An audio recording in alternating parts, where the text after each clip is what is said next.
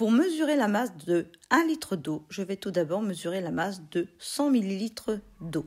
Pour cela, j'utilise une fiole jaugée qui est beaucoup plus précise qu'une éprouvette. Je mets la fiole jaugée sur la balance et je vais appuyer sur le bouton tare pour que cette fiole jaugée ne soit pas comptabilisée et j'aurai que la masse des 100 ml d'eau que je vais verser jusqu'au trait ici. Alors, il faut que le bas du ménisque, là il y a un effet de capillarité, ça remonte sur les bords, il faut que le bas du ménisque coïncide avec le trait, comme vous voyez ici. C'est à la goutte près dans une fiole jaugée.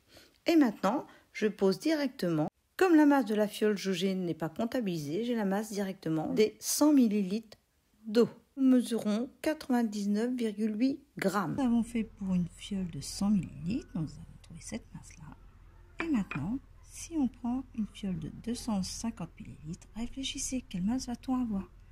Je mets sur la balance, je mets à 0. Évidemment, quand je l'enlève, la masse indiquée est la masse de la fiole jaugée en négatif. Et quand je remettrai dessus, c'est comme s'il n'y a pas la fiole jaugée. Je vais remplir jusqu'au trait qui est ici. Vous voyez, là c'est parfait. Et je mets dessus et je vois que la masse des 250 ml qui est de 249,7. Nous avons trouvé la masse de 100 ml d'eau, 99,8 grammes. Et pour un volume de 250 ml, c'est-à-dire 2,5 fois plus, on aurait dû trouver une masse de 2,5 fois plus grande. Ce qui fait 249,5 grammes. Or, nous avons mesuré 249,7 grammes. Alors déjà, la balance est à 0,1 g près, donc la masse des 100 ml peut avoir une erreur de 0,1 g. Et de toute façon, c'est beaucoup plus précis de mesurer avec un volume plus grand, donc avec la fiole jaugée de 250 ml, puisque déjà, la masse étant plus grande, l'erreur sera moins grande par rapport à cette masse. Et aussi, quand on mesure le volume de 250 ml, si on fait une erreur d'une goutte, c'est sur un plus grand volume, donc en proportion, une erreur moins importante. Nous prenons donc la masse des 250 ml, 249,7 grammes, et donc pour 1000 ml, il va falloir multiplier par 4. Donc on arrive à 1000 ml, soit 1 litre, environ 998,8 grammes, ce qui fait pratiquement 1000 grammes, donc 1 kg.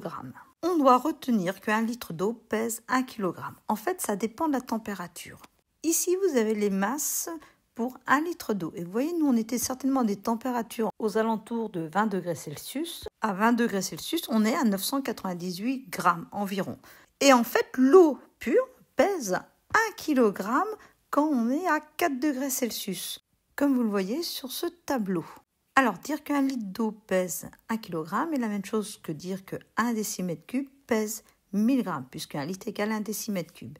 Et donc, 1000 cm3 pèse 1000 grammes, et on peut conclure que 1 cm3 pèse 1 gramme. Ça veut dire que si je prends 1 cm3 d'une eau, comme ceci, eh bien, cela va peser 1 gramme. Ou on peut dire que sa masse volumique est de 1 gramme par centimètre cube. Et comme 1 cm3 est la même chose qu'un millilitre, on peut aussi dire qu'un millilitre pèse 1 gramme. Et vous avez vu que ça dépendait de la température. Alors dans cette vidéo sur le Labo Science, vous avez d'autres liquides qui sont testés. Les masses volumiques dépendent des liquides. Et vous en avez d'autres sur les notions de masse, volume ou masse volumique ou densité. Je vous mets la playlist correspondante et vous avez d'autres thèmes qui sont abordés sur cette chaîne, le Labo Science.